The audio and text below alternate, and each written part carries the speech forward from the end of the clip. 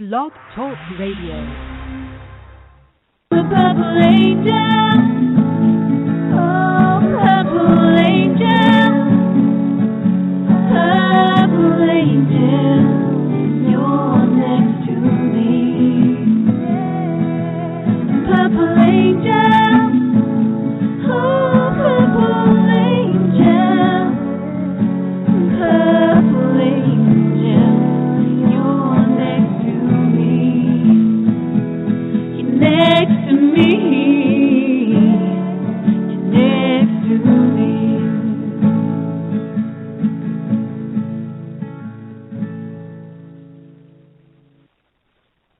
Well, hello, everyone, and welcome to Alzheimer Speaks Radio.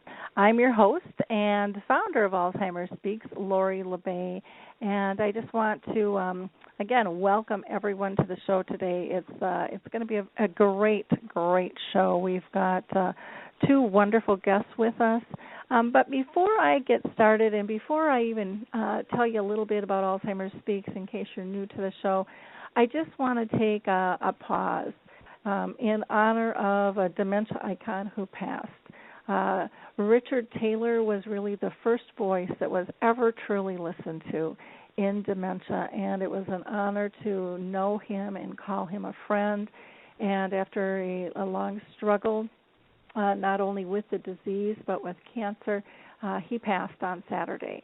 And so I'm just going to take a moment to pause.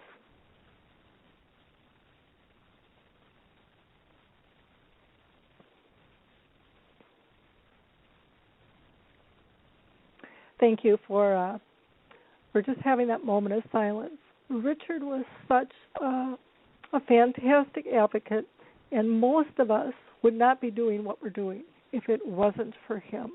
And so I just personally needed to take that moment to honor him, because he is just such a fantastic man who touched people all around the world. So we'll go ahead and get back to the format of the show here. For those of you that are new, I'll just tell you a little bit about Alzheimer Speaks. We are an advocacy-based company providing multiple platforms to shift our dementia care culture from crisis to comfort around the world. And we really believe that by joining forces and having these everyday conversations like we have here on Alzheimer Speaks Radio and our Dementia Chats webinar, and even through our blog, by sharing our individual stories, we're able to touch one another and make a connection that is so profound and help remove the isolation that sometimes happens with this disease. And so I'm so glad that you were able to join us today for this show. We are honored to have Lori Scher with us, who is living with dementia and is going to give us some great insights in terms of the disease and how she lives with the disease, what she's done to adjust in her life and plan for the future. While you're listening, if you wouldn't mind just liking us and sharing this show with your Facebook friends, with your Google Circle, with your Twitter tribes, with your LinkedIn colleagues. All of that is just so helpful in terms of getting the word out, letting people feel that it's okay to reach out and be part of this community. Get the information that they need when they truly need it, and that is just such a big place that is needed, and there's kind of a void there. There's so much information, and we're just not helping people connect the dots, and each of us has the power to be able to push out information there. So I would appreciate your help in doing that. Like with all of our shows, we would encourage you to participate, and you can do that a couple of ways. One is through the chat box, which I was having some technical difficulties this morning. I don't even have up, but I will get up here in just a second. And the other is by calling in live to the show, and that number is 714-364-4757. That's 714-364-4757. And we would absolutely love to have you join us. Before I formally introduce Lori, I'd just like to give a shout-out to a few different organizations that I think people need to learn more about. And one is the Purple Angel Project. The Purple Angel Project is basically a symbol that anybody can use that can help spread the word and get people asking questions. What is that? So that we can have a conversation about the disease. And if you'd like more information in the U.S., you can go to alzheimersspeaks.com, go to our About page, and there's a tab on the Purple Angel.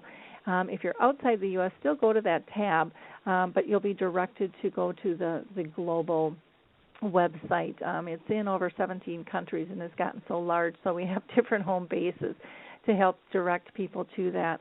The other organization is the Alzheimer's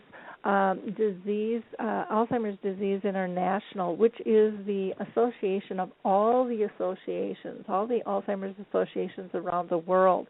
And it's a great place to not only find who's closest to you, but you get wonderful global insights and research there as well.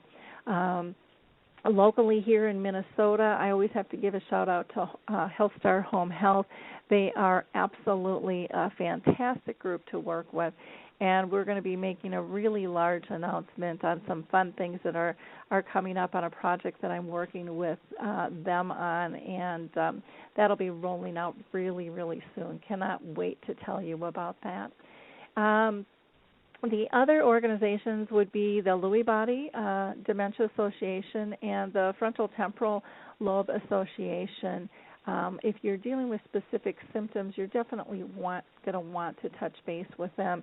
And if you're dealing with any speech issues, the National Aphasia Association is a great resource for you as well. If you're dealing with kind of a more holistic angle in your life for your medical needs, check out the Alzheimer's Research and Prevention Foundation. There you'll find information on diet and exercise and meditation, and they're just a wonderful group. They do some free educational programs as well. And then last, I just want to give a shout-out to the Alzheimer's team. You can find them on Facebook, or you can go to our site at alzheimersspeaks.com as well. And they are doing clinical trials. And if you just scroll down our page there, you will find information out about the clinical trials. You can really help reshape treatment for dementia by getting involved in those. So I would encourage you to investigate that. Let me go ahead and introduce our first guest here. Fabulous woman. At the age of 55, Lori Shearer was diagnosed with early onset Alzheimer's and FTD, which is frontal temporal dementia, which ended up ending her professional career in sales and service. Recently, Lori and her husband Roy made a series of videos on sign language for what they call PWD, or persons with dementia. You'll hear that term more and more as you get involved in dementia, PWD. And these videos are designed for people living with dementia and their care partners to learn 19 signs that would be recognized by any American Sign Language interpreter. And they're meant to provide the person living with dementia with a visual form of communication when their verbal skills start to weaken. And all 7 videos are available, and you can go to dementiamentors.com, or you can go to Lori's website as well, and the link is on our page there. And those are all free, which is wonderful. After Lori's diagnosis, she began writing and posting a number of dementia-related things on her Facebook chat groups. And at the urging of a lot of people, she began to blog to communicate some of the feelings and changes that she was feeling associated to this disease. And, that's such an honor when people share their lives with us. So I really, just put her at such high accord in terms of being able to kind of have that confessional to the world. And you can hear, I should say not hear, but you can read her writings at dementiadaze.com. And her blog is Dear Teenager, This is How Dementia Feels. And there's telephone tips for calling people with dementia and that have been used for international trainings. And she also did a post called Last Night I Wept, which received over 500 comments, which was shared by Teepa Snow on her blog. And if you're not familiar with Teepa, Teepa's just a renowned trainer in the world of dementia. So Lori is very open about what she is doing, what she is feeling, and she's also going to be doing some speaking herself, and she will be at Kutztown Walk for Dementia Association on October 10th. So if you're in that area, please check in and go up and say hi to Lori. You'll be thrilled to meet her. I have not personally met her, but I would love to. I wish I would be in the area. So welcome, Lori. How are you doing today? I'm great. How are you? I'm doing really good. A little sad over the passing of Richard, but we all pass, and it was you just have to put it in perspective of such an honor to know the man and have met him, and the huge changes that he made, I think, are really going to help set people on fire even more in terms of in terms of advocacy. He's just been such a huge voice, not always liked at what his comments are, because they're very honest in terms of what it's really like for a person with dementia, and I see that in your communications as well. So do you want to tell people a little bit more about when you were diagnosed and how you dealt with just the whole deal of being diagnosed? Before I was diagnosed, I had the typical stigma that most people have, Alzheimer's or dementia, and old people just in a nursing home not knowing who anybody was. When I was diagnosed, and I went to 4 doctors, each one sending me to yet another expert before someone finally gave me the diagnosis. And when I went to Penn Medicine, they gave me the diagnosis. The doctor said, well, I'm just confirming what the 3 other doctors wouldn't tell you and wouldn't put in writing. He also said his words to us were, put your affairs in order and go see an elderly care attorney. At the diagnosis, I automatically pictured myself in the stigma that I always pictured of Alzheimer's or dementia. I right away thought I was going to be in a nursing home and wouldn't know my loved ones. It was very emotional and very hard on the whole family, because that's what you think of with Alzheimer's or dementia. It was hard to deal with a diagnosis of early Alzheimer's or dementia when all you think of is someone in a nursing home not able to care for themselves. Mm-hmm. I've learned a lot since then, a whole lot. I've studied, I've been involved in groups, I've talked to a lot of other people with dementia, forms of dementia, and what we found out is that most forms of dementia are a slow process. This is not an immediate sentence to a nursing home or death. Dementia is not just about memory loss.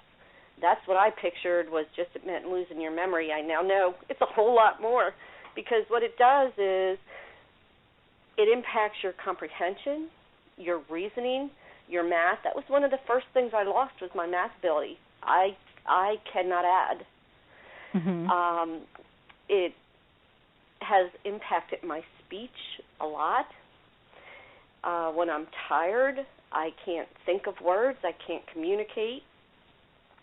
And these symptoms all can evolve over years, not overnight like the doctor led us to believe, but it can involve years of changes, challenges, frustrations, and adjustments. I think what I found was in this point in the disease of dementia, it's very scary. It's very frightening, and I wish the doctors had prepared me more for this. It's scary because, first off, I know that I'm losing my memory. I know I'm losing my abilities. I can't multitask at all. Each function has to be done one at a time. I know what's happening to me, and I also know what this is meaning, what it's doing to my loved ones, and what it's going to mean for my loved ones in the long term. The doctors don't share that with you. They don't help you through that process, which is very hard. When we left the doctor's office, instead of getting support and knowledge and resources, we left basically with the understanding that there's no hope. We better make plans right away. And in fact, I'll tell you what we did. I have 5 siblings, and we're extremely close. We talk to each other at least once a week. We were so concerned that we planned a family vacation with all 5 siblings and their spouses. We had a wonderful time, but our true expectation, based on what the doctor told us, was that in a year I might not remember them. Mm-hmm. So we right away went on a vacation. Now we understand that our perception has changed a lot, and we're past that stigma. We understand now a little bit better, and we're still working on my bucket list, but we also understand that rather than months, we probably have a lot more time. So we're working on my bucket list, but spreading it out a little bit more. We know we have time to recognize and react to changes. We can't stop the progression of this disease, but we've really learned how to make adjustments to tackle some of the challenges and the symptoms. Yeah, it's really kind of sad because I hear this so often about the lack of support and the not understanding the disease and how it really plays out in people's lives. So many people go and it's 7 to 10 years. If you're lucky, get your affairs in order, and tomorrow's coming to an end quick. And my mom lived with it for 30 years, and we're hearing more and more people living with this disease longer. The researchers are now saying people are having symptoms 10 to 15 years before they even go into the doctor. And, so it's changing, but it's changing really slowly. But we really do need to get that switched up for support for people. And that's why I appreciate so much people like you coming in and talking and telling their stories, because it's so powerful and so helpful to so many others dealing with this disease. Can you share with our audience some of the challenges that you've faced and how you've adapted since your diagnosis in 2013? Sure. I think, you hear a lot about living well with Alzheimer's and how you can live a great life. I can't live the life I used to have. I can't do the things I used to do, but I can do a whole heck of a lot. It took us about a year to figure things out a little bit, and every day as I change and the challenges change, we're learning how to deal with them as they occur. But right off the bat, we recognized some things that really had an impact on me and things we needed to change. For example, stress and drama. Stress and drama have such a strong impact on my symptoms. I had to really learn to avoid unnecessary conflicts. Some TV shows, family conflicts, even Facebook pages that were dementia-related, but they were so full of conflicts, they pulled me down. So I learned I either need to walk away or hang up and realize it's not my problem and I can't get involved in it. To me, music is a must. I've always been a music person, but now I've found it even more important when I'm starting to get into my confused zone, and I call it dementia daze, as in D-A-Z, because I feel like I'm in a daze or a fog. When I'm starting to go that route, I put on my headphones, I go in a quiet place and turn my music on and just kind of zone out and go somewhere and give my brain a rest. Another thing, standing at a checkout counter and not knowing how much money to pay. Do you know how embarrassing that is at 55 years old? It's humiliating.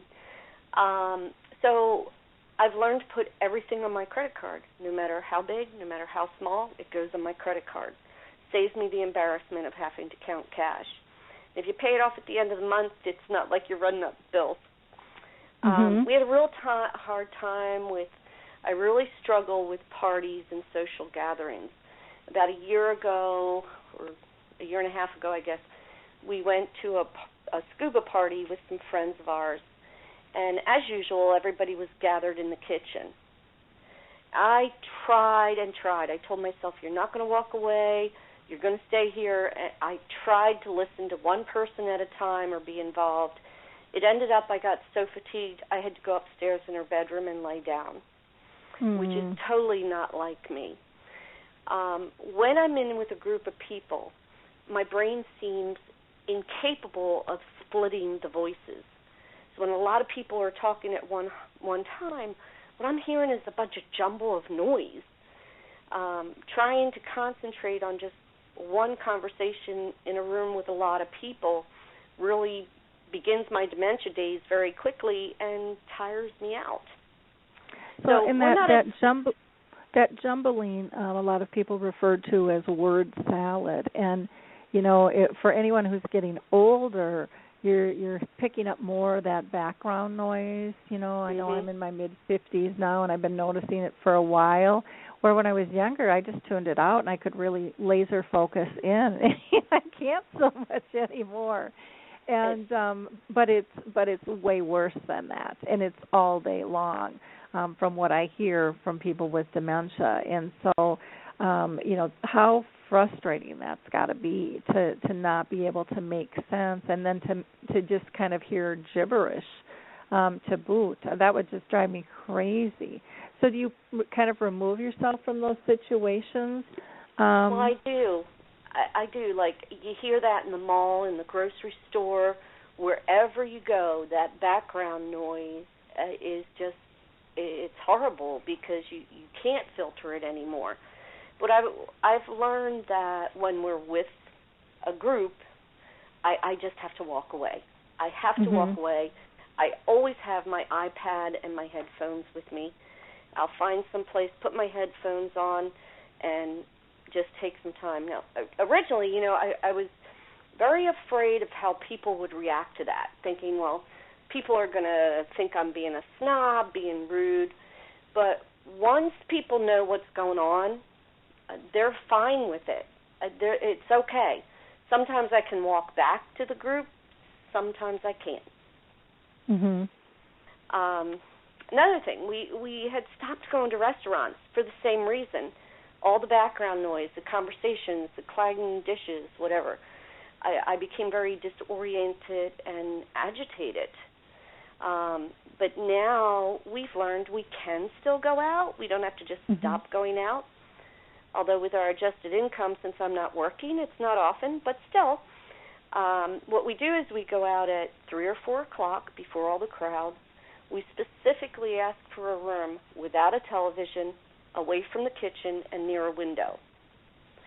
A few times we've actually said to the people, look, I have dementia, I can't handle the confusion.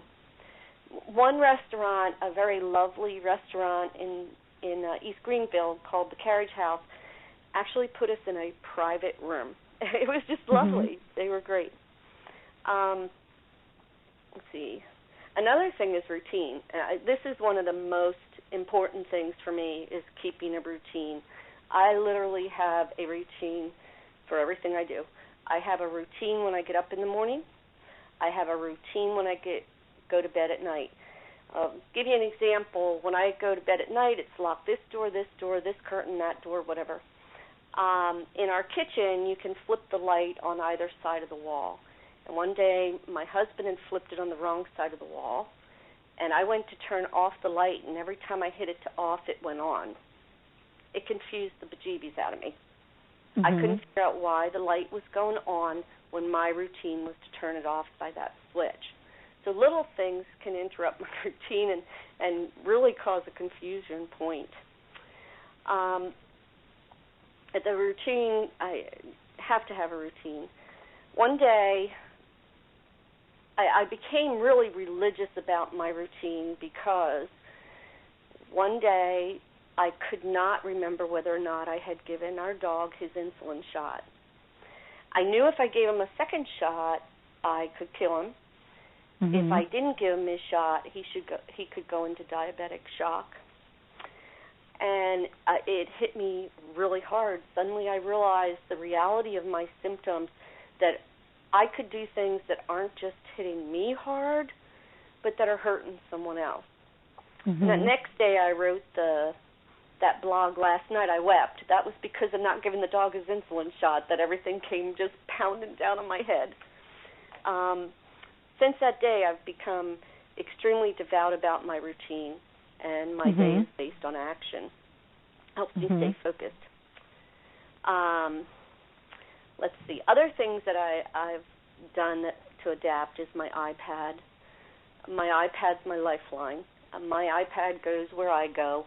On it, it has my calendars. It has alarms that not only ring but also say, change the wash or whatever. It has my contact, my schedule, step-by-step recipes.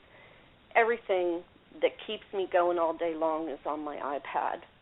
And that was the best investment I made. And the last thing that comes to my head that we've really done to adapt, which was difficult, was we learned to say no. Mm-hmm. You know, we were invited to a friend's wedding, and we were so anxious to go because we were going to see a lot of friends we hadn't seen in a long time. And that day I got up, and I was just very disoriented and confused, and we knew we couldn't go because if you push yourself and go, then what happens is it prolongs the rebound period. So going to that wedding probably would have kept me in a confused state for 3 days or so. So learning to say no has been important. Those are the main things, I think. The routine, the iPad, saying no, and music really are very important to me. Yeah, I think that music is just such a general one for so many people. Not everybody, but it's it's a powerful piece. Needless to say, and I know for my mom, it really helped a lot. I see that we've got Harry Urban on the phone. I'm just going to pull him in and see if he has any comments so far. Harry, are you there? Yes, I am. Hello, Lori. How are you? Hi, Harry. Good to hear you. Hey, good to hear you, too. I wanted to check and see if you had anything that you wanted to add to the conversation. No, I think Lori is speaking out exactly how we feel, and it's funny. The more people speak out, the more you hear the same stories. And that's good. That's good because people are now realizing that it's just not this person saying it. It's everybody saying it. One thing I am really anxious to hear about is sign language. I love it. I love it because we have to find a new way to communicate. You know, we lose our communication skills, and there has to be a way to be able to communicate with us. And the videos that Laura and Roy made are excellent. I push them as much as I can because I think it's a wonderful idea. Wonderful. Thank you. Well, good. Well, Thank Lori, do you want to talk a little bit about your, I'm going to put you back on hold, Harry. Do you want to talk a little bit about your videos that we made? Oh, I sure do. I'm so proud of them. The purpose of the videos is to provide people with dementia a visual form of communication. You know, many of us with dementia often suffer from losing our speech in some way or another, our verbal skills, either forgetting a word or not being able to formulate the word. You can see the word, but you can't get it out. Since sign language is visual, a person with dementia may be able to retain it longer. Now, the key is learning sign language for dementia must begin at the early stages of dementia. You can't take someone who's already forgetting their name and teach them something new.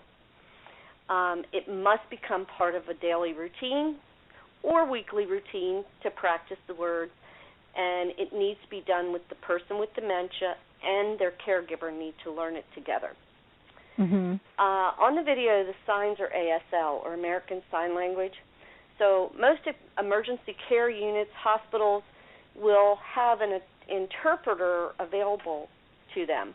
So if the caregiver's not with the person, they should be able to get an interpreter that can interpret the signs. My youngest brother is hearing impaired, and my family learned just a little bit of sign language when he was growing up. My mother was diagnosed with cancer, lung cancer, and had surgery, and they found it to be inoperable. When she was in ICU, the doctor directly told us, well, she's not in any pain, she's in a comatose state, and so she's in no pain. We kept noticing, my sister and I kept noticing she kept pulling her hand out from under the sheet. The nurse would put it back, she'd pull it out. And watching her, I finally said, leave her alone. Very slowly, she was spelling P-A-I-N. And she'd do it again and again. So we called the doctor over and we said, look she is spelling pain. She wasn't able to say it. Her eyes never opened. For all reasons, according to the doctor, she was comatose. But her hand spelled pain. And actually, the doctor was just so overwhelmed. He said, thank you, because this really changes my perspective of how my patients are feeling. And he right away gave her pain medicine. But when I started having frustrations with dementia of forgetting a word or trying to tell my husband what I was saying, and he didn't understand my sign language, I thought, this could be a real problem. Mm-hmm. I was frustrated that he couldn't share that. So actually, Harry and I were talking about it one day. He said, do a video. Then I was on Virtual Memory Cafe, and I brought it up, and the group loved it, and together the group identified 19 words that we would want our caregivers to learn. Not all of American Sign Language. It's not enough to run a conversation, but just 19 words that you would really want them to know.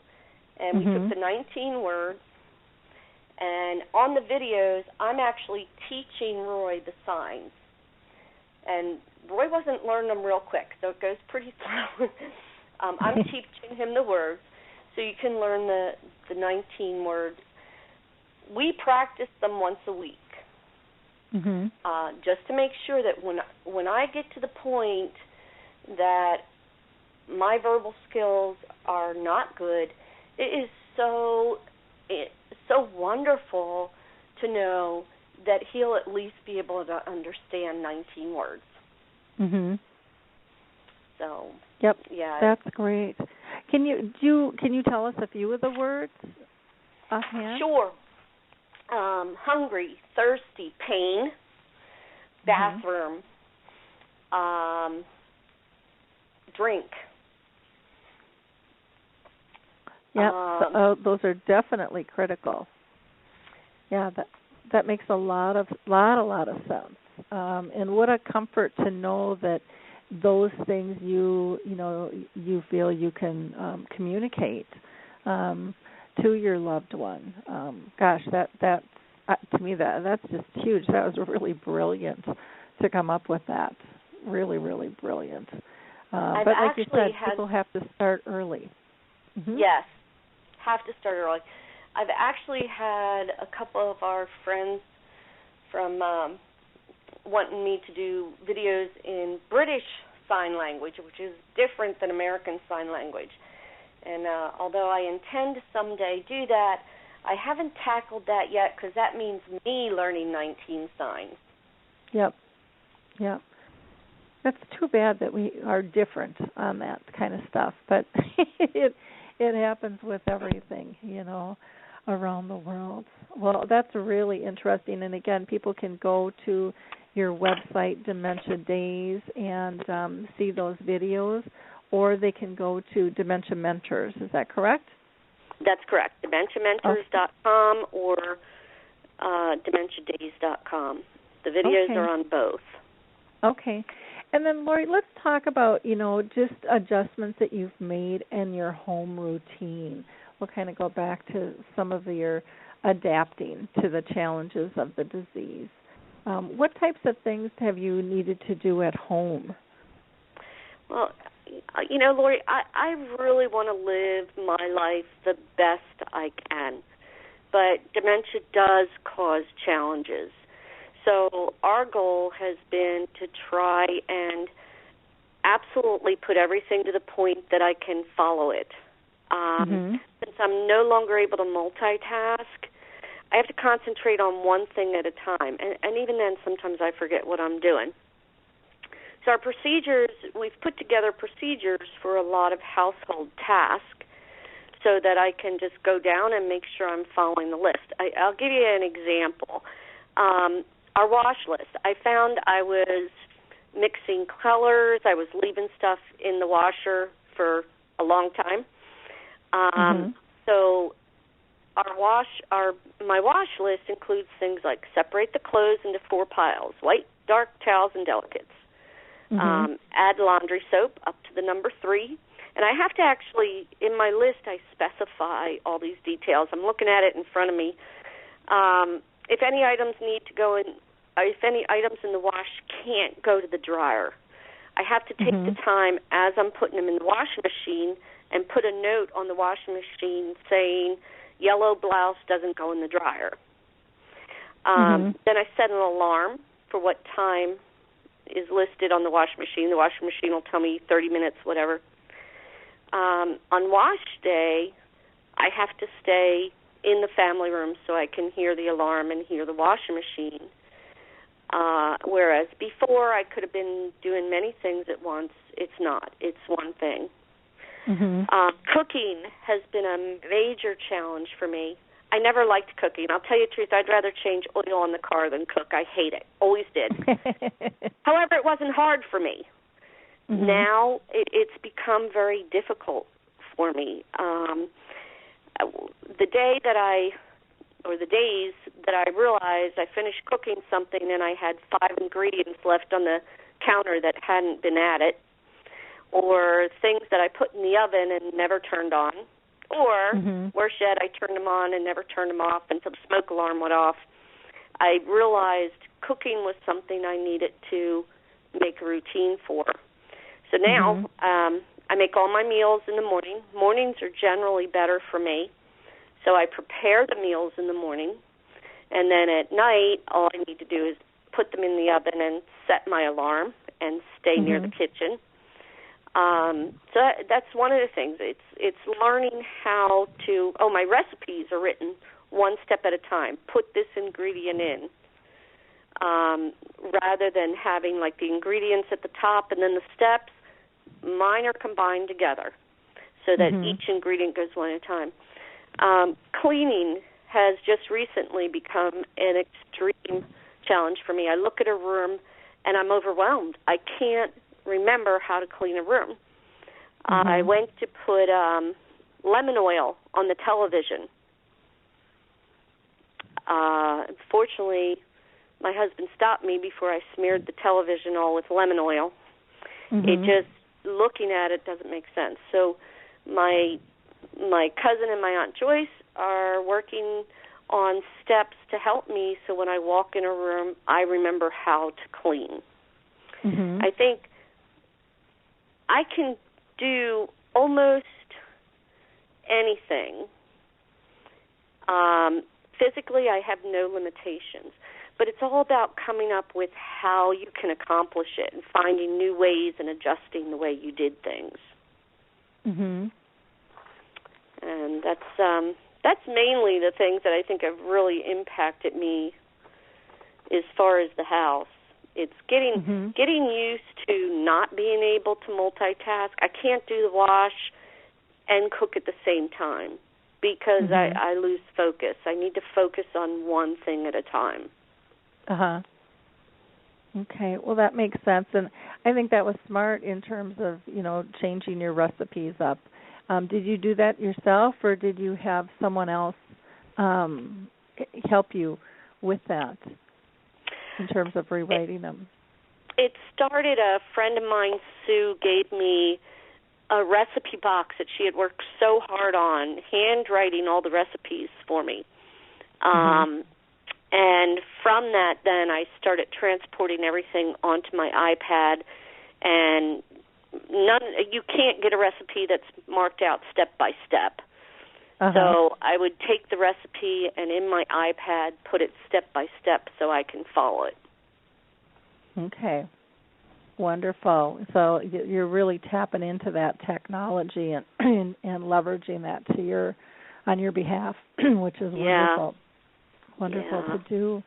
Now, one of the things in your introduction I had mentioned was that you had done some calling tips, when you're calling somebody with dementia. Can you mention a few of those at all for our listeners? I think that might be really helpful, or how they would access that. Sure. I ran a telephone call center. I actually started 3 telephone call centers, and I was the vice president of the call center and web center for a bank. So I ran a call center with 23 people. And so telephone techniques have always been important to me. I had a phone call from our neurologist one day, and she said, "Hi, this is beep." Apparently somebody else was calling, and her name beeped out. Then she went to give the telephone number, and something happened to the line, and I missed a couple of the numbers. That's when I put together the telephone tips for people with dementia. Most important one, I think, is when you're leaving a message or providing someone with dementia with telephone information, always give the important information at least twice. So, "Hi, Laurie, this is Lori from Alzheimer Speaks. I'm calling to remind you about our phone call. Please call me back at blah, blah, blah, blah, blah. Again, this is Lori from Alzheimer Speaks. Please call me back at." Always do the phone number twice. Sometimes 3 times is the best route to go, actually. Speak slowly and clearly. When you're talking to anybody on the phone, you lose your verbal communication. You can't see them, and a lot of our communication is visual. We know what somebody's saying based on their visual actions. You lose that on the telephone. So when you're on the phone, you should slow down. Don't speak at your normal rate. Slow it down. Those are a couple of the things, and those are on my website. If you go to DementiaDaze.com, and on the right-hand side, look for the one that says Telephone Techniques for Dementia. You will see that there. Okay, wonderful. And I will tell you, every time I go to a doctor, every time I go to the hairdresser, I take them one of those pages and give it to them, because I think it's important, and even our tax consultant and our attorney, I think it's important to get the word out there to people that dementia is an issue. When you call and just go, "Hi, this is," people aren't going to understand you. So I think that's important, and it's printable, so you can hand it to whoever you want. Yep. Well, that's wonderful. I appreciate you going to all that work, because that every business needs that, and not just for dementia, but just in general. It's like, be courteous. Not everybody has a pen. Not everybody memorizes your numbers. Our tone of voice, our accents, all of that stuff can come into play in terms of being able to retain things if we're multitasking, or if we've got some cognitive disability going on, or maybe we're just half asleep, or there can be a zillion things. So it's good overall technique. It's not going to damage you in any way to use those techniques with others. I think they'll find them helpful as well. And sometimes people make it more complicated and think that, if we do this for one, then we have to do something different for someone else. But what I've learned, and maybe I'm wrong, but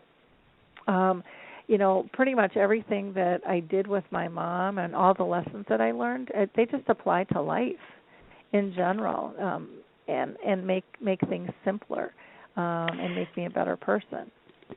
I think that's true. I think with any dementia symptoms, you take everything is multiplied.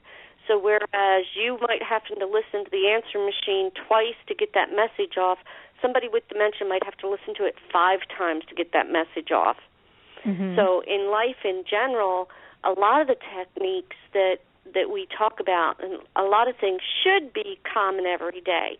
On the telephone tips, I used to do training to all our bank employees of this is how you're supposed to answer the phone. This is how you're supposed to leave a message. Mm-hmm. So we were not training for dementia, but training for proper courtesy. But a lot of that has been lost in the business world. Mm-hmm. It's become very automated and just get it done, get the call done, and hang up and go to the next one. So. Wonderful. Now, we've got somebody on the line. I'm not sure if they want to, sometimes people just call in and listen, and sometimes people have a comment. But I have somebody from a 585 number, and I'm just going to go ahead and put them on, and we'll see if they have a question. 585, you are live and on the air. Did you have a question or a comment that you wanted to make? I have a comment. This is Vicki Rupert, and I was on your show a number of weeks back. I just want to thank Lori Scher for coming on the show and enlightening all of us as to how you're dealing with this. And it also pains me to hear so many stories from people about things their neurologists have told them or not told them that puts them in turmoil when they could be so helpful in orchestrating a path for you guys to follow. And it just is unbelievable, the things I hear from people across the country about what neurologists have told them. And it's so unfortunate. I wish they would be listening to these shows. Yeah, so that's all I wanted to say. Oh, I'm sorry. Go ahead. I just wanted to say thank you so much. You're doing such good work and documenting your own path so others can do it as well. It's just wonderful. Thank you. I'll add to that my disappointment.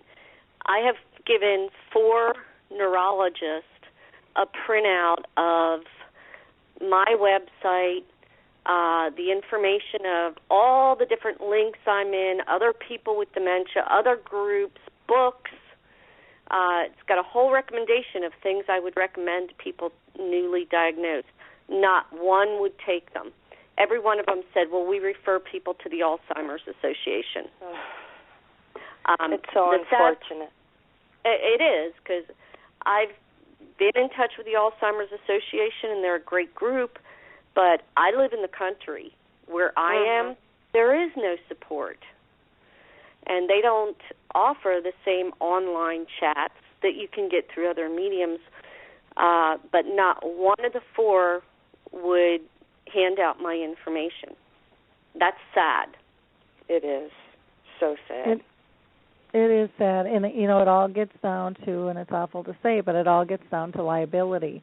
They have a relationship with the Alzheimer's Association, and they know that they're credible, and they, but they're losing out. And that's one of the reasons I started Alzheimer Speaks, was because there's so much more information. Once you get kind of in that grassroots movement, and you start making connections, it's like this whole underground of all these cool little businesses and people making huge impacts that nobody knows about until somebody reaches out a hand and says, hey, check this out. And, it's not going to take anything away from these large organizations. It's going to add to the movement and the power. That's my belief anyways. If we join forces, not everybody can do everything. So let people who have an ability to have an impact, allow them space, and honor their journeys, whoever it is, if it's someone living with dementia, if it's a care partner, if it's a business doing a cool thing that's helping out, let's just join hands and get through this and build a true community. And I think, to me, that's one of the things that is lacking with our government and some of our large agencies is they can say they're collaborative and they're inclusive, but they truly aren't. They are in their own little playground, and not all of them, and some of them with the real large organizations, and there's several of them, have different chapters in different locations, just like different franchises, just like it with businesses, and there's different philosophies within. But the power at the top has to be the one to reach out and say, we're really going to make this a better world by working together. And absolutely, and I wish there was more of that. We could change things so much faster and help people at just a phenomenal speed if we would do that. And I've seen just the huge difference just in the last 5 years of the grassroots effort moving forward. And some people might not even consider themselves part of that, but I do. I think it's all these individuals that are really speaking out.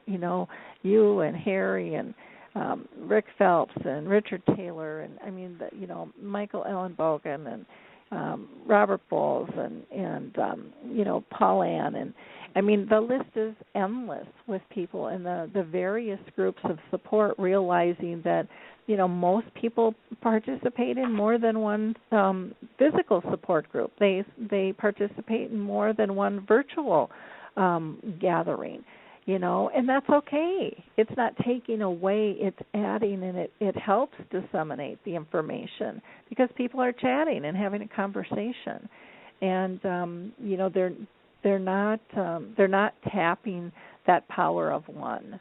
That actually has built every organization that exists. It all started with the power of one, So, yeah, and, good. Mm-hmm. Lori, when I meet people that were just recently diagnosed, one of the things I suggest to them very strongly, get involved. You're not alone in this. Get involved in chat groups. On my website is a list of resource groups that I'm involved in, books that I found helpful, whatever. The Virtual Memory Cafe, they offer scheduled video chats 3 times a week. Dementia Mentors, if you go to Dementia Mentors, you can actually schedule to chat with someone one-on-one. Get involved in the chat groups, and there's plenty of them. Get involved with listening to your radio show. You need to learn about your disease from the experts, which unfortunately are not the doctors. The experts are the people with dementia and their caregivers, and unfortunately your doctors aren't offering you anything more than just call the Alzheimer's Association. Those are such important things to do when you're newly diagnosed, to really get with people that can help you not to be afraid of the disease and help you learn how to deal with it. Yeah, I totally agree with you there.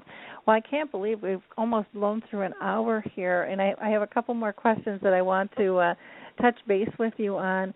Lori, so can you tell us, you've referred to Dementia Daze. Can you kind of describe what that Dementia Daze is really like? Are you able to put it in words? It's hard. That's where you have bad moments that can last sometimes only an hour and other time days. During the period, some people call it a dementia fog. I just call it daze. It's areas of confusion and an empty feeling of lost. Everything's off balance. Nothing makes sense. I generally get scared and frustrated and lonely, kind of all at the same time. It's very frightening. Sometimes I get very emotional and I may cry, and other times I just zone off. I'm staring at something. Frequently I go and stare at Candy Crush. I'm not sure why. I don't play it. I stare at it, but I zone off.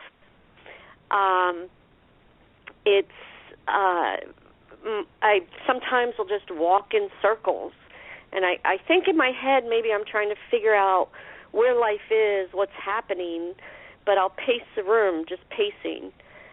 I deal with memory loss every day and verbal issues frequently. It's the dazed periods of feeling lost and uncertain that's really the most challenging, because it's confusion and fatigue. It gets very frustrating. But I will tell you this, I've had less bad days this year than last year. And I totally and completely believe that the reason for that is I've learned a routine. I've learned not to fight it. I've learned I can't fight this. So what I've learned to do is step back and do my music or whatever. I've learned how to work through adjusting so that my symptoms don't get as bad as they did last year. Now that I know what the symptoms are, my husband and I can start taking control and keep them from getting worse when they're happening. And that's a key. When I was first diagnosed, my feeling was, I'm not going to let this stop my life. I'm going to fight it. I'm going to fight it. Well, when you fight through and push yourself, like you push yourself to stay in the mall or you push yourself to stay at a party, it's going to end up with 3 days downtime instead of 1. So learning how to control it has been really good. But to describe the feeling in those with dementia, I don't know if anybody has a better way to describe it, but you're totally lost and out there somewhere. You're just gone. But at the same time, you're feeling so frustrated. And I think for me, that's why I pace or walk in a circle, is I'm just trying to come out of it and find where I am. Well, that makes a lot of sense. You've been just so insightful with all this. Is there any advice that you would give someone really, recently diagnosed that you'd like to share? Getting involved in the other chat groups, yes. Another one, share what's happening with whoever your care provider, your caregiver is, your care partner. Communication. You've got to communicate. That's so strong, because your care partner is going to be able to make you aware of things that you're doing that you don't realize. For example, I told my husband apparently 9 times in 20 minutes that we needed to go get the dog groomed. I didn't know I had said it. I sure do remember the last time I told him, and he said, I know, we got to take the dogs to get groomed. And this was before I was diagnosed, and that we didn't realize what was going on. But they're going to know things that you don't know. So communicate. We do once a week. We have a communication time where we share our feelings, what's happening, and come up with ways to adjust our schedule to take care of the new signs that have popped up. Learn sign language. We've talked about that. I'd really recommend it now while you can. Start learning those. Tell your friends and family what's happening. I'll tell you right now, will they treat you differently? Yes, they will treat you differently. Will you lose some friends? Yes, you will lose some friends. You'll also find some people, or at least what I found, was some people pitched in and were right there by my side that I never expected. Not only that, but when your friends and family know what's going on, you can relax. Instead of them thinking you're just not listening to them, you're not paying attention, they're going to know that you can't retain the information. The other thing is become an advocate. By helping others, you can help yourself. Very true. Yeah, and last thing I'll throw in there is get your partner started learning about your disease. Not when you're too far gone, but now. Get them listening to Teepa Snow videos. Get them reading books. Get them learning how to deal with your symptoms when you get worse. And those of us with dementia, in particular Alzheimer's disease, we know it's going to get worse. We know what's happening to us. So you know what your loved one has to deal with later on down the road. Get them started getting prepared for what's to come. Okay, great. And then, Lori, people can get in touch with you by going to dementiadaze.com, or they can email you at dementiadaze@gmail.com. And don't forget to check out the Dementia Mentors website. And I just want to highlight again those telephone techniques, those tips for calling somebody with dementia can be picked up at her website, Dementia Daze. So powerful resource that I think everyone could use. Well, I can't thank you enough for your time with us today. It's been such a pleasure, and I'm so thankful that you had time in your day to share with us. You're making a big impact, Lori. Well, thank you. And I don't know if Harry Urban's still on, but I want to say this. Harry was one of the people that got me inspired to come out of my shell and speak. So I would want to say thank you, Harry, because if we all keep encouraging other people, we're going to see things like this grow. Yep, and Lori, thank you for all you do. You're wonderful. Well, I just try my little piece in my little corner of the world, and trying to just connect the dots for people and make it a little bit easier than it was for myself and my family. And I think that's the easiest way to look at it, is just try to lend a helping hand to the next guy. Share what you've learned, Yeah. And when you do that, you people reciprocate and you learn more. And it's just so engaging, and it's empowering, and it's gratifying to know that you're trying to make a difference. And I think it's such a pleasure to work with people like yourself and Harry and so many others that are making a big impact. It just feels good, and it's fun. The relationships that are built, and they'll last a lifetime, and it's important stuff. So, again, thank you so much for all you're doing, and I look forward to chatting with you in the future. All right, thanks. You have a great day, and thank you, everybody, for listening. Thanks, Lori. I'm just going to do a mid-program highlight here. In case you didn't catch our last show, it was quite interesting. We talked with a couple of gals that have a company called Pieces of the Past, and it's a puzzle where you can submit a picture and then actually make a puzzle out of it, and it's a great reminiscing tool. We also had the doctor on from the Alzheimer's team, and she talked about clinical trials, which was really pretty fascinating, and focused a lot on women's clinical trials, and very, very, very interesting show. So go back and listen to that or any of the others. Next week we're going to have Mara Botanis on, and we're going to be talking about Project Lifesaver. And for those of you that don't know Mara, she's just been getting award after award after award. She just got the Jacqueline Onassis Award out in D.C. not too long ago for her advocacy. Powerful woman doing great things. She's the author of When Caring Takes Courage. And then we're also going to have a singer-songwriter with us, Jill Miller, who's written a couple of beautiful songs about dementia due to her journey with that, and she'll share that as well. Today at 3 o'clock, with any luck at all, we're going to be doing dementia chats. I'm having a little technical difficulties at my end, so I'm going to be troubleshooting that beforehand, and we'll see. But I am hopeful. And on the blog, you can check, there's a couple of articles regarding Richard Taylor, again, who was really the first dementia icon that we've had, who was truly the first voice internationally who was heard and listened to and really well-respected, passed away this past Saturday.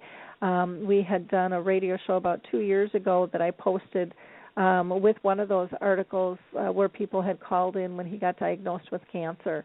And it was just so touching to hear all these voices around the world. And then Deborah Schaus submitted an article that she had written regarding Richard, and it's titled Returning to Who He Was. There's also a great new book out, if you haven't seen it, called Keep Your Brain Stronger for Longer. And I say look out Sudoku. It's got a lot of fun, different games, exercises, all different parts of the brain, and is really quite interesting, something that I'm going to be using myself. Want to, again, give a shout-out to the Alzheimer's team. If you are looking for a clinical trial, check them out on Facebook, or you can go to our homepage, and you will see an ad there for clinical trials. You and your family can help reshape the treatment and that's out there currently for dementia. So don't underestimate that. Let me go ahead and introduce our next guest here for our second half. We are lucky to have Marianne Andrews with us, who is the inventor and developer of PillRite, which is a pill management system, and it's pretty cool.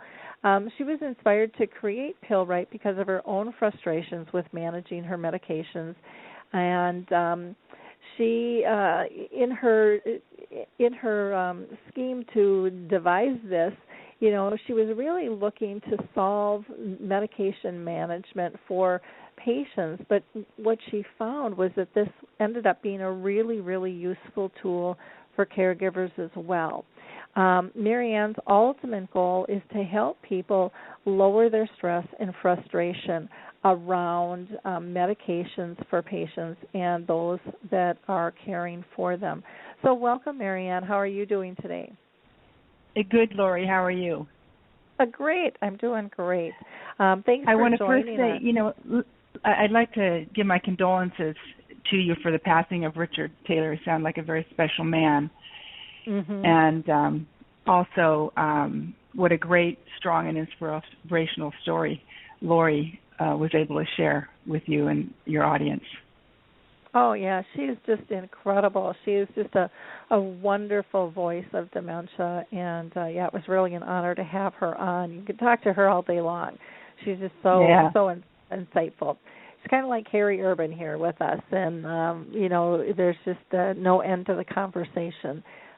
So much need and so much insight and inspiration that they bring to the plate there.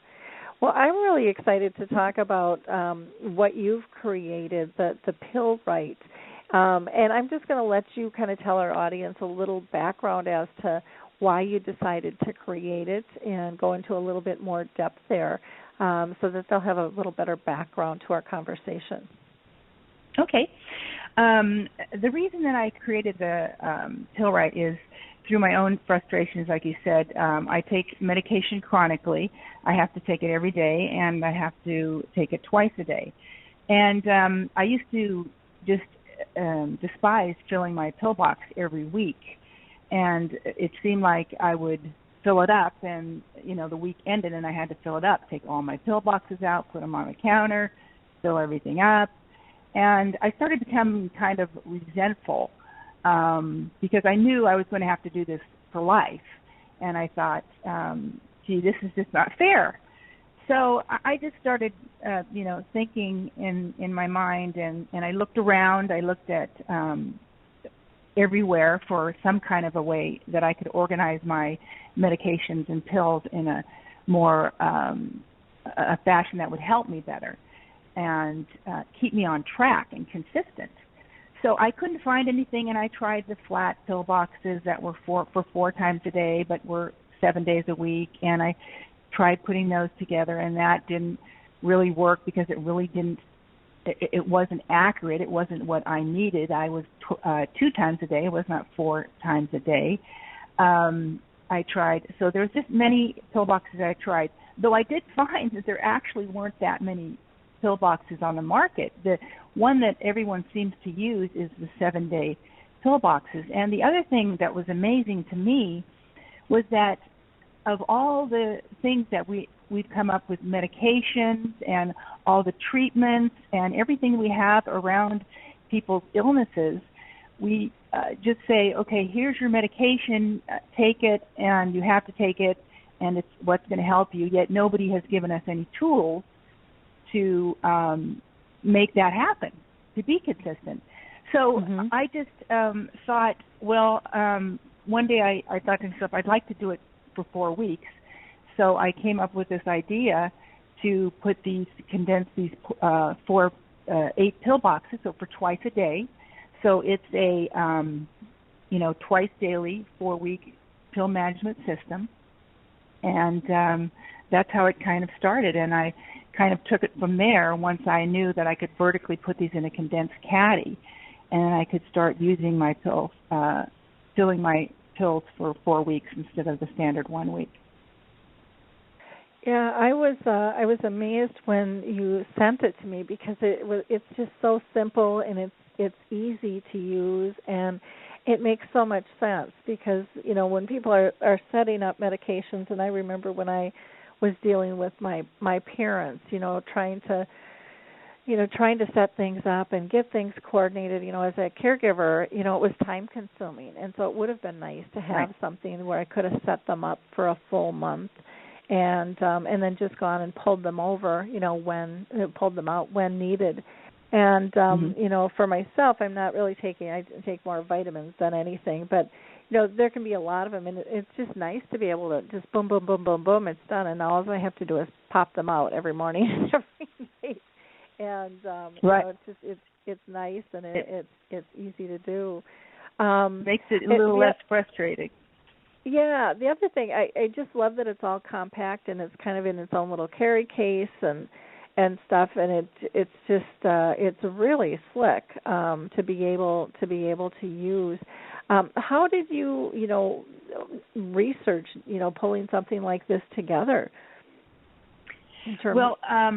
What I did was it just kind of listening to Lori. It's kind of similar to what Lori did because of her illness and what she had to deal with. She came up with routines and different ways to handle as she went along.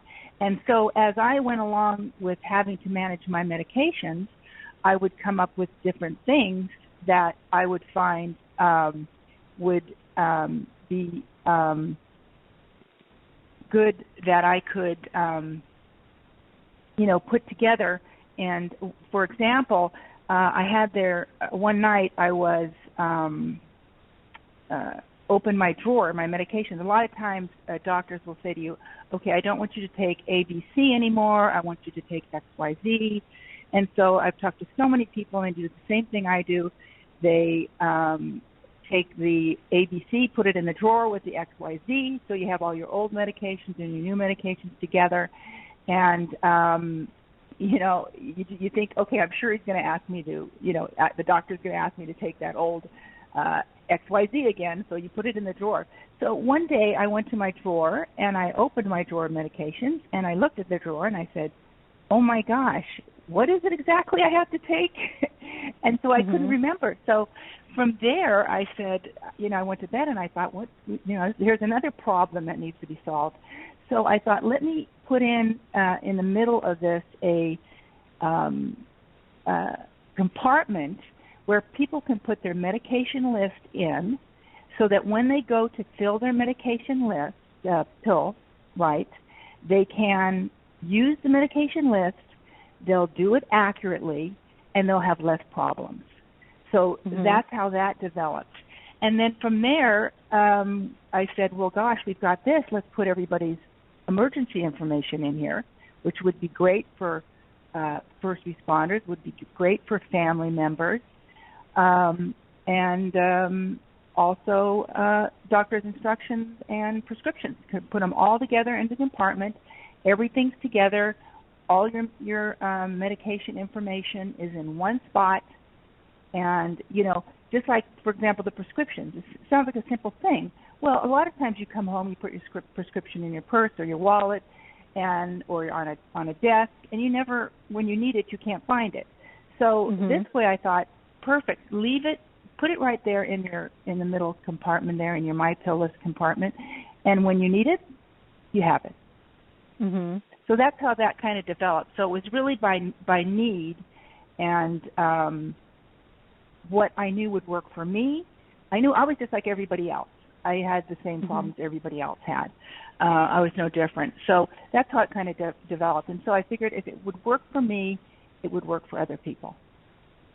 Well, one of the things I like in it is having the, written medications down, so you can just take that to the doctor. Because I hate that when I go to the doctor and they're like, "What medications are you taking?" I'm like, for me it's like, I don't know, vitamins, So, and then it's like, well, how many milligrams? Well, I don't know. I take one pill. Well, how many milligrams? Well, I don't know. It's a big bottle. It's a this, And I feel like because I should write all that stuff down, and I don't because I'm flying out the door. But if I had that, it would just be so easy to do. And, I think back to taking care of both my mom and my dad with cancer, my mom with dementia. It also would have been really nice to have that trackability of when medications changed, because the doctors have it. But most family members don't really write down when those medications have changed. And I really think that it'll help families in terms of identifying maybe symptoms, and if they have that time frame in front of them, instead of doing that kind of second. Excuse me, I have the hiccups all of a sudden.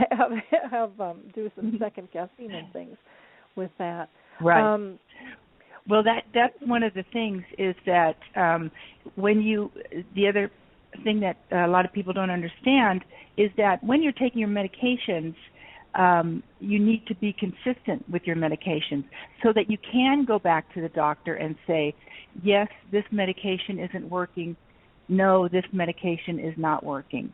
This one is, and they know because I am truly taking it. So, a lot of times people will skip. They don't know if they skipped. And it's just a more accurate way to get your health in control. Yep, definitely. And also, as far as the medication list, just one more thing, sorry, Lori, is that as far as the medication list, how many times, and this is also something, and I'll talk about it a little bit later too, but having that medication list with you at the doctor's saves so much time. It takes at least 10 minutes to sit there with the nurse or the doctor and give them all your medications. And if you have a medication list, you just hand it to them, they write it down, and you're done. And if everybody did that, how much time we would save in our healthcare system. Well, and, bottom line, when you go to the doctor, they give you 10 to 15 minutes, so you have to be organized if you really want to get to the crux of what's going on. I mean, we have to put a lot more thought into utilizing that time correctly. Otherwise, we're not going to get everything covered that we need covered. And so, in addition to, having our pills written down, which can save a ton of time, writing down, symptoms that you're having and time frames and when are these things occurring makes a big difference in terms of those conversations. And it saddens me that we've got these tight time frames now because of the insurance companies, are demanding that. But, that's the world we're in, and so we have to learn how to adjust with that as well. Yes, exactly. So, really important stuff. Now, it looks like we've got a caller on the line, so I'm just going to see if I can pull them in. We've got somebody from a 510 number, and I'm just going to pull them in and see if they had a question or comment. 510, did you have a question or a comment? I have a comment. Thank you for having this blog, first of all, excuse me. But I actually have 2 of these PillRites. I found them online at Amazon after exhaustive search. And the reason I have 2 is because I'm a caregiver for both my mother and my father. They're 95, each of them. And though my mom is pretty cogent, she's really not able to manage pills, and she's resentful, just like Marianne was saying, about having to take them in the first place. And my husband and I, who are the primary caregivers, both work, and it was maddening trying to get pills ready in the morning, for the afternoon, and for the evening. And having these 2, one, I have little pink dots for moms and one without for my dad, has made my life so much easier. Sunday morning, once a month, takes me about 15 minutes to fill them up, and then there's no worries anymore. So I really, really appreciate this invention for myself. The other thing that I thought... Go ahead, sorry. I was just going to say that it's just great to hear from someone who's actually out there using them. So go ahead. The other thing that I found, I use that center section much as Marianne described it. Thank you, Marianne, for coming up with that. But I also put my parents' DNR paperwork in there. And, smart. And the outside of that internal section is you can write on it with a Sharpie, and I put DNR enclosed on it. So it's really easy to pull out. It's on my countertop. If somebody comes, God forbid, a first responder to help my parents, I know they're looking for things like that. So it makes it pretty apparent where that is. So there's another kind of an important medical piece that I found that it works for me. So I'm a huge advocate of this. I've sent this to some friends of mine who are also taking care of family members, and they found it very helpful also. So I want to thank you, Marianne.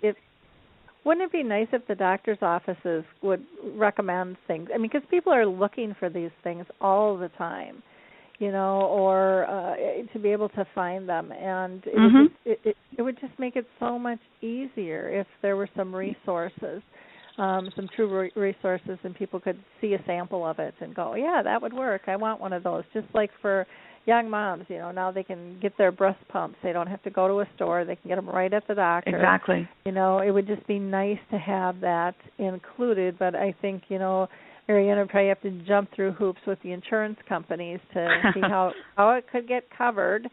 But, when you think of it, the ability to take your medications correctly versus, either over or under, being medicated, over or under medicated, and the cost of that, going to the hospital or the other symptoms and issues that can arise, you would think the insurance companies would get behind that, and then also for the tracking and helping with the appointments for people being able to bring that paperwork in and stuff. So, yeah, it's an interesting process. But thank you for calling in. Anything else that you wanted to comment on, or? No, I've had the same experience. I take the interior of the pill box with me when I take my parents to the doctors, and it's much easier. I think it would save insurance companies, hospitals, lots of money actually if they, even invested in this and handed it out, much like they hand out little baby hats and a bag of diapers when a child is born. Yep. So, yeah. Thank you so much. Good point. Well, thank you. I know with my mom, she got a free electronic toothbrush that was sent out, and she was on medical assistance, and I thought, she doesn't really even have teeth. It didn't even make any sense, and they're sending out, $100 item, and, it kind of amazes me how things are run sometimes, and I know it's all, the intent is good, but everything doesn't meet everybody's needs. But, this PillRite is something that, most people, especially if they're older, are taking some form of medication. Now, one of the things I know, Marianne, you and I had talked online about was, what do you do with those medications that might change, like a Coumadin if someone is having to take blood levels maybe, or and there's other ones, epilepsy, where they get blood draws, Right. where things could change. Right. How do you recommend those being used? Because again, it's all going to depend on how many pills somebody's taking. It's going to make a difference. Right, too, right. But those type of pills, I suggest that they don't put in the pill box in the PillRite, because they do change, and you could put them in, but you would have to take them out. In the PillRite, we know there at times there's going to be medication changes, so we have a way to easily take them out. There's a little like a slider in there that you can pull out different pills if you need to, or you drop an extra one in there. It's easily to pull out.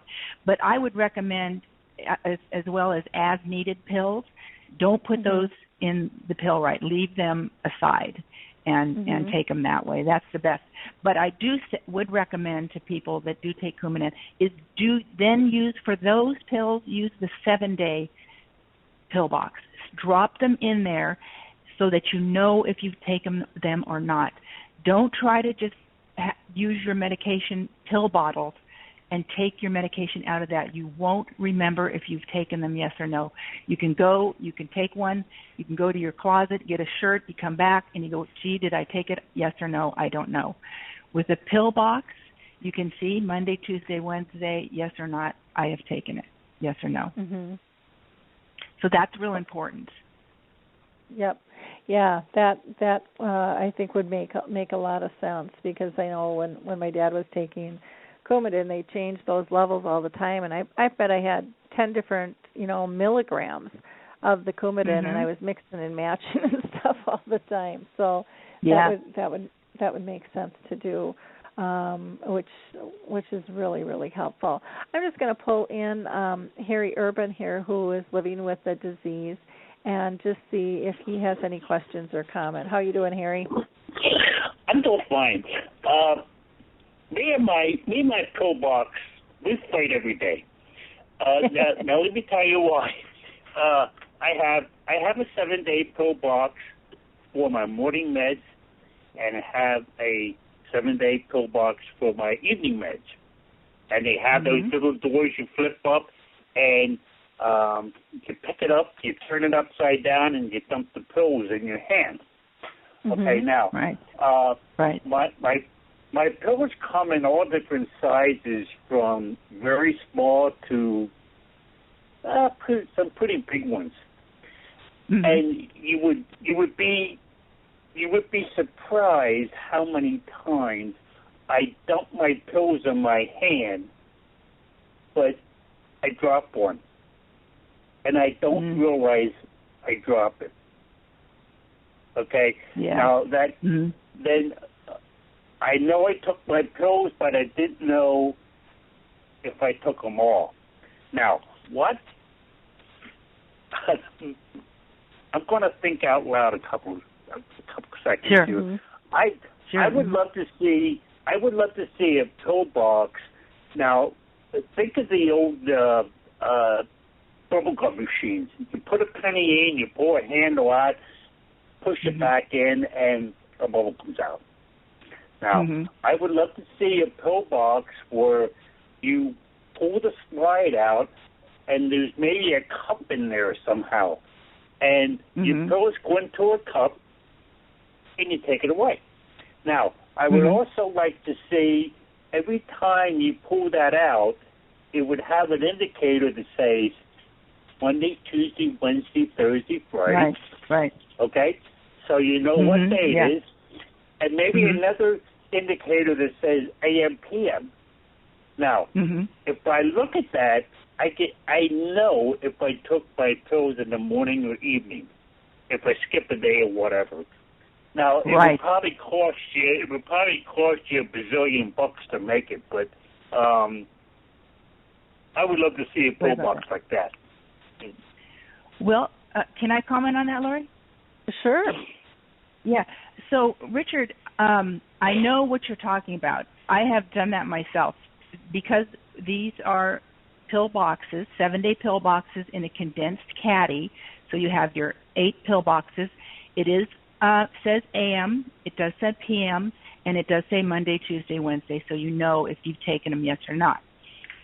But I have done that also where I open the lid, I put them in my hand, and then I throw them in my mouth, and later on I found one on the floor, or I found one on the counter. So what you're saying is, so what I do now is I take them, I throw them in my hand, I look at them, so I know kind of that they're all there, and then I put them in my mouth 2 by 2 or 1 by 1 that way so that I don't drop them. But you came up with a great idea, which is instead of putting them in your hand, why not getting one of those? Use the PillRite because it has the AM, it has the PM, it has the Monday through Sunday through Saturday, so you know that you're taking them, what day you're taking, and then pour them into a little cup instead of your hand, and then put them in. And I may start doing that myself. That way, like I said, I do understand what you're saying because I have done that myself. But go ahead, so use the PillRite, pour them instead of in your hand, pour them in a little cup, and then take them that way, just like they do in hospitals and so forth. I think that's an excellent idea. Yeah, or you could pour them even like into a cereal bowl or something if you wanted to be able to pick them up and be able to see them depending on someone's dexterity and things. Right. Or if you you don't have to aim quite as well, with them. Right.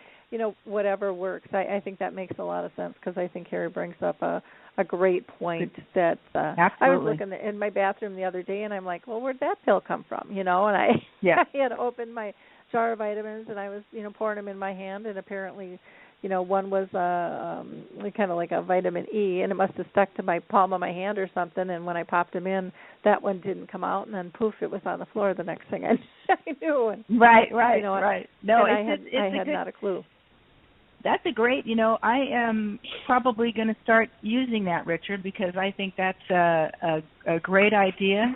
As you said, Lori has had that problem. I've had that problem, to maybe just to go ahead and put it either in some kind of a cup or something so I know for sure that I've taken them. Yep. Taken all of my meds. Well, good. Well, it looks like we've got another caller on the line here. So we've got somebody from a 610 number is on the line, and you're more than welcome to make a comment or ask a question. 610. Hi, Laurie. This is Laurie. Hi. Hi. First, I just wanted to give you a heads up. Your chat is not working. So I know you had issues with that, but I'm trying to type a chat and it's not going through. So thought you might want to check that. But I did also have a comment. I'm having more difficult with non-prescription drugs than I am with prescription drugs, such as I'm running a little bit of a fever and I need to take Tylenol every 4 hours. I forget, did I take it, did I not take it? Is there something available? Right now I just put a sticky note on it saying you took it at such and such a time. Do you have any recommendations for that? Yeah, that's a good question. At this point, I don't. But, Lori, I have to say that it is I think what you're doing is probably the best thing at this point because I just have the AM and the PM. It's the first product we've developed, and I was going to talk a little bit more later about things that we might do in the future. But I think probably the best thing is just to put the note on there and say, yes, have you taken them, yes or no, and doing it that way. Because I don't think you can use the PillRite with the as-needed pills. Okay. Have you thought of making up even like a little med chart for yourself? So then you could just kind of have a running list. Then you could see how often you're even taking those things. I write it in my iPad, which I write everything in my iPad, but I still find, I've got a headache, and a couple hours later, I think, I've got a headache, I should take something. I automatically reach for the Excedrin migraine. Sure. And fortunately, I'm putting sticky notes on it, so I say, no, wait, you just took one 2 hours ago. You can't take another one. Yep. Mm-hmm. Yep. And that's great if you can remember to do that, but if you don't, then then you're in trouble. Yeah, that's why I have to put it on the bottle saying, took it at whatever time. Yeah. Because we're all going to have, regardless of what your symptom is, you're going to have those days where you just have a headache or you have a cold or sinuses, whatever, and you're taking drugs other than your routine.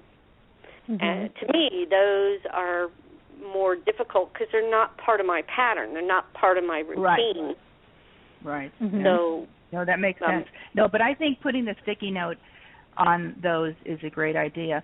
Also, as I was listening to Lori, one of the things that I was thinking about in connections with particularly early onset Alzheimer's is that when using the PillRite, what someone could do is make sure that their loved one or patient knows what day it is, and make sure that maybe putting a sticky note again saying today is Monday, so then they can feel a little more safe that they can look at the PillRite and say, oh, today's Monday, I can see if I've taken it, yes or no, because my caregiver has said today is Monday, and then again, today is Tuesday, and so on and so forth.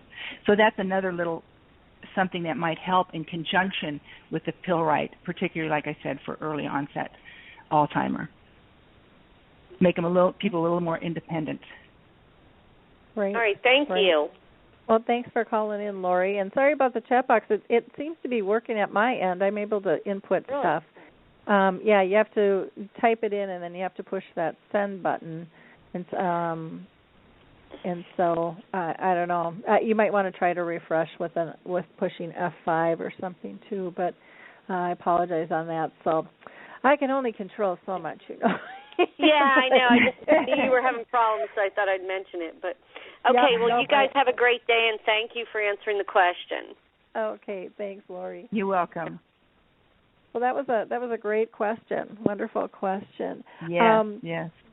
Have you? I mean, we heard from one care partner who had called in. I would imagine that you've heard from others as well in terms of utilizing the PillRite. Oh yes, it's what I've heard is that let's see. Oftentimes I talked about a little bit about that. The huge time saver it is for caregivers, because what you can use the PillRite as is once it's organized, you can also just take out 2 weeks and leave it on the counter. Not leave out the whole PillRite, put that away and use it in that terms, if that works with your loved one or your patient. Now, the other thing is for caregivers, if you have a sibling or, nurses and so forth coming in, my med list or my pill list compartment in the middle is the great thing that passes on all the information to them. And if you keep up your pill list and you keep up your medications, what they're taking with supplements, medications, and so forth, you can pass on that information. The next person will know what your what the medications are, what is being used, and be able to fill the pill box themselves. So they can pass on that information. Also, for caregivers to know that, as the caller said, that uses the PillRite for their parents, to have that information for first responders. So it's a great feeling for caregivers to know that they have, if something happens, all the information that the first responders need is in the PillRite compartment, and they can respond immediately. They don't have to look at pill bottles. They don't know, because like we said before, the first things first responders look for are the medications. Where are the medications? What is this person taking? So they can go to and I've talked to first responders, and they'll go to the kitchen, they'll go to the bathroom, and they look in drawers. Well, as we talked about before, you have old medication in with new medication. And they end up taking all the medication and trying to figure out what you have and what you don't have.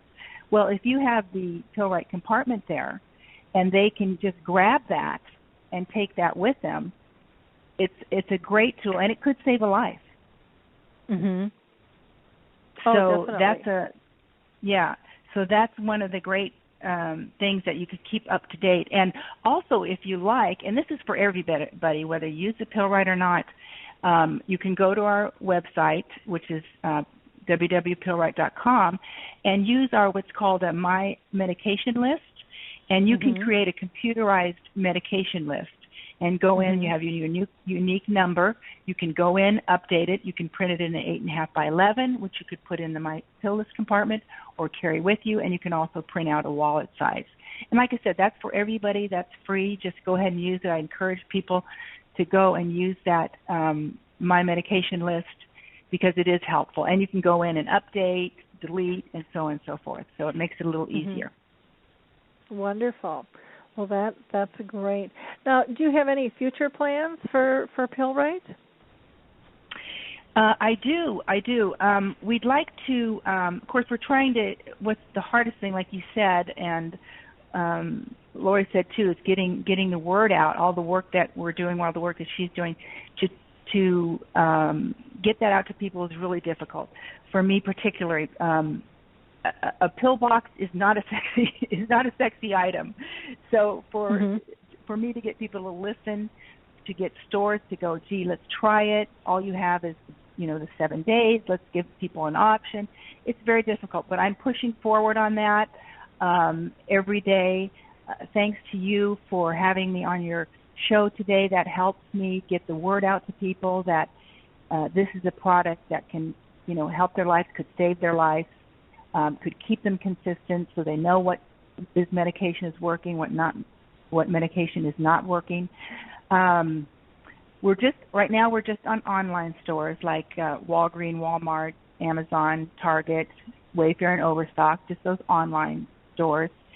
But we also look forward to making an app in conjunction with PillRite so that you can carry your medication list with you on your iPhone or smartphone, and also print it out for your PillRite compartment. So and we want to make it real simple.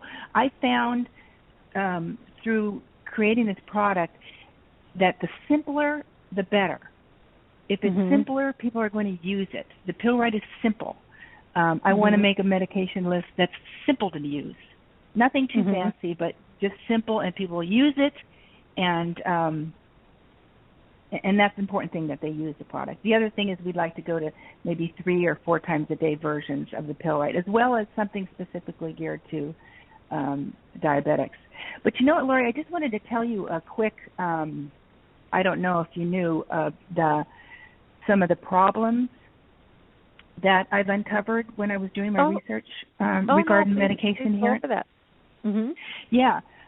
One of the things, of course, the huge thing I found is that I found I wasn't the only person with this problem of medication adherence. I found that there's 150 million people in the United States take some type of medication. According to the CDC, there's 11% of the population takes 5 medications or more. That's a large number. But the most alarming statistic is that 125,000 people a year die in the United States alone because they don't take their medication as prescribed. That's huge.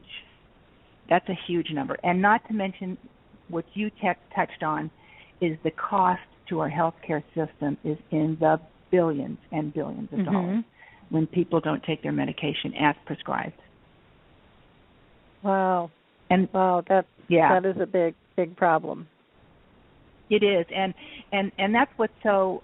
One of the things that astounds me every day is that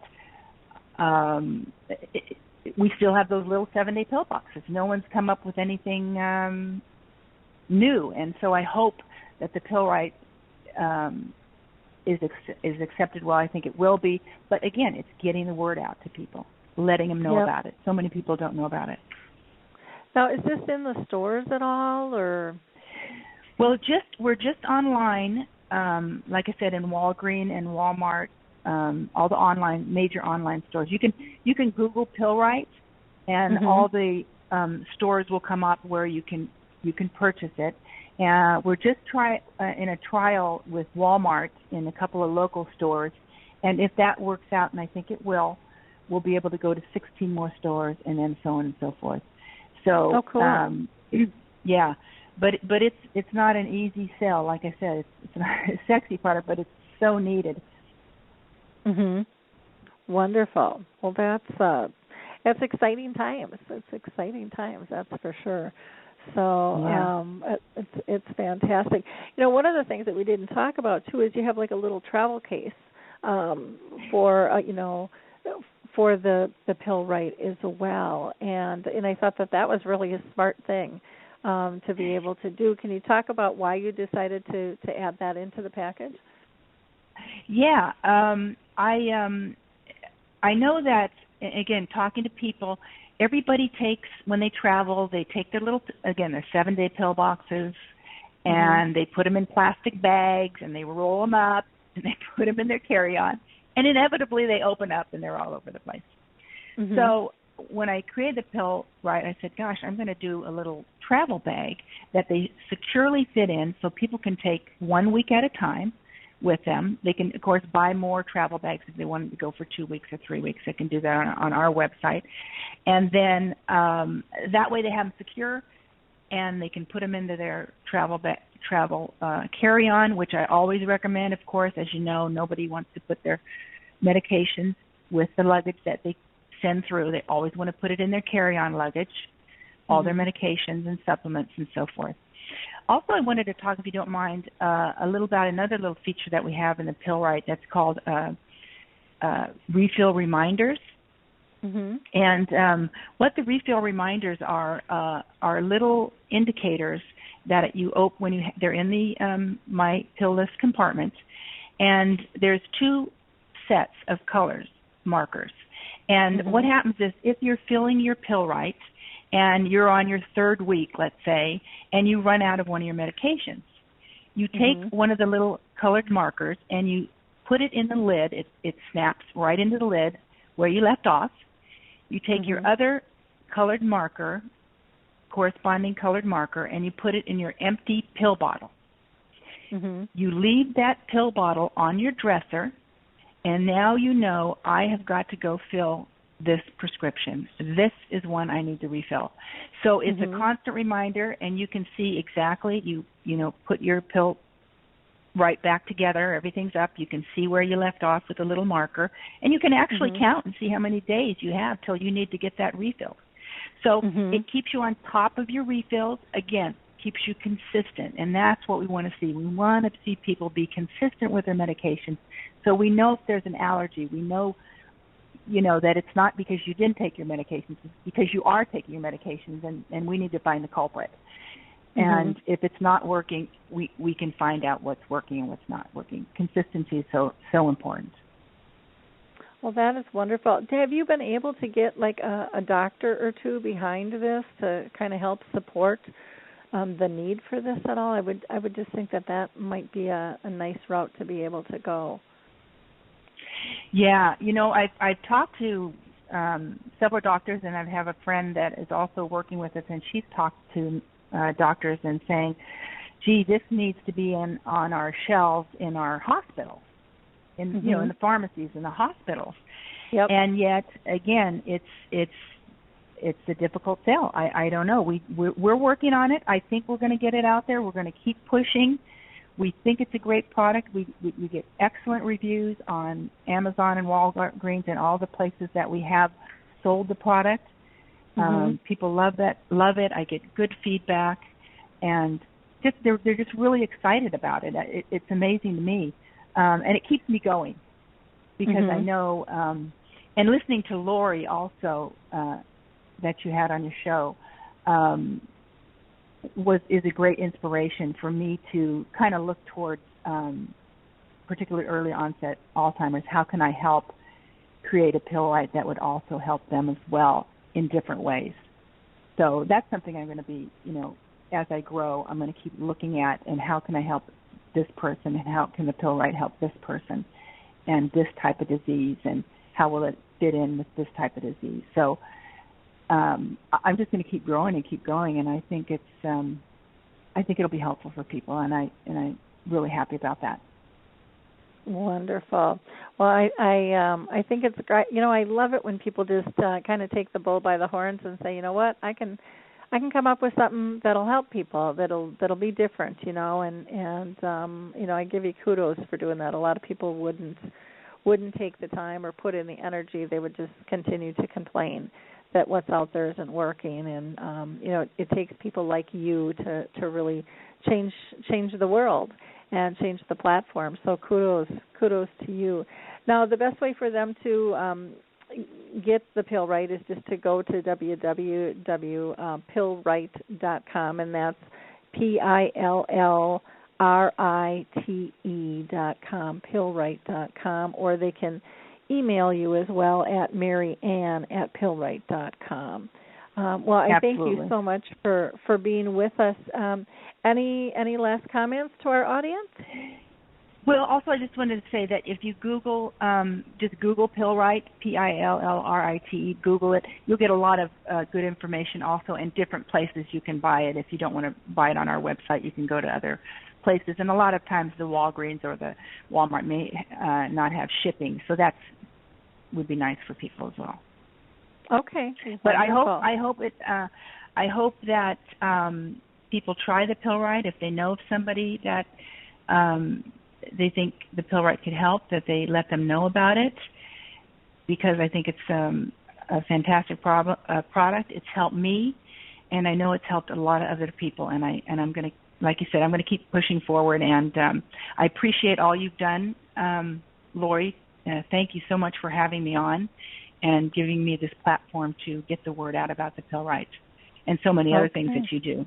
Fantastic. Oh, great. Well, thank you so much for joining us today. Really appreciate it, Maryann, and keep up the good work. And I wish you the best of luck with your sales on that. I think it's a fantastic product. And in fact, I shared it with some friends of mine, and they were just like, "Oh, this I could use this," It's like, yeah. And they're and like, "This is slick." Yeah, and Lori, it's not just for people who take a ton of medications. It's for people who take 3 or 4 medications. Because if you keep them in your bottle, you're going to forget, or you're not going to know which ones you've taken. So if you put them in the PillRite, just stick them in there. It's like you said, it takes 10, 15 minutes for the whole month, and you're done, and you're not going to mess up. You're going to be consistent. Yep. And less errors, Yep, and that. So thank you again. Well, thank you so much for being with us. Truly appreciate your time today, Maryann. I want to thank our audience as well for hanging in with us today and listening to this great information. First half of the show with Lori Shearer with Dementia Daze. Again, don't forget to pick up your telephone techniques when talking with somebody with dementia on her site. Again, that's Dementia Daze. And then Maryann Edwards wrapping us up here talking about the PillRite, which is a new pill management system that it's pretty cool. You can set your pills up for a whole month and be ready to go, and time saving, and also just some significant safety issues and being able to track medications with the tracker inside. Our caller had written in saying that she's written, the do not resuscitate on the outside of that in case of emergency for her parents that she's caring for, as well as in the log that's all self-contained, and then it has that travel packet as well. So check out both Dementia Daze. You'll get great information from Lori Shearer, and PillRite. It might be something you or someone that you know might be able to tap into. And then don't forget about checking out the Alzheimer's team with that clinical trial. That's a way that you can really help shift and make a difference. Thanks so much for joining us today, and I hope you can join us at 3 p.m. Eastern, 2 Central, 1 Mountain Time, and noon Pacific for Dementia Chats. Again, with any luck, technology is going to be on my side by then, and we'll be up and running okay. Thank you so much for your time. Enjoy your week. Bye now.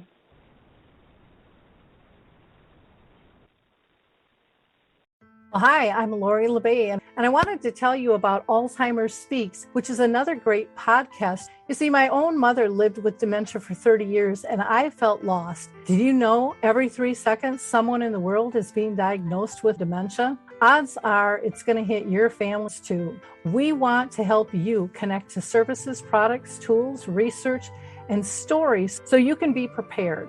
Please subscribe to Alzheimer Speaks on your favorite podcast platform.